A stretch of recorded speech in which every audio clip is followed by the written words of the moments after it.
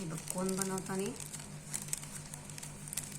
हा राऊंड घ्यायचा जे हे आणि हे दोन भाग येतात त्यामधला हा भाग थोडासा मागं घ्यायचा, परत राऊंड टाकत जायचं, परत थोडंसं मागं घ्यायचं, परत राऊंड टाकायचा. आता नोझलवर लक्ष द्यायचं. आता नोझल पुढं बारीक नाही झाला पाहिजे, थोडंसं मागं ओढायचं आणि इथं पण प्रॉपर एक बोट जाईल इतकंच फक्त अंतर पाहिजे. दिसते? हे झाल्याच्या नंतर इथं प्रॉपर त्रिकोण येतो, त्या टाइमला आपला कोन परफेक्ट बनला जातो. नसेल तर पुन्हा सोडा आणि पुन्हा बनवा. एकदम इझी आहे. त्याच्यानंतर टेप लावून घ्या, राऊंड टाका, त्याच्यानंतर मेहंदी फिल करा त्याच्यामध्ये.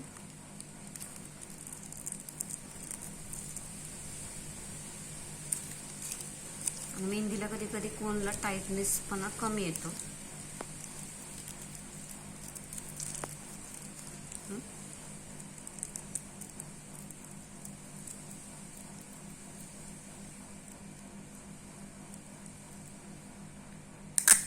त्याकरता पुढे एक टेप लावून घ्यायचा,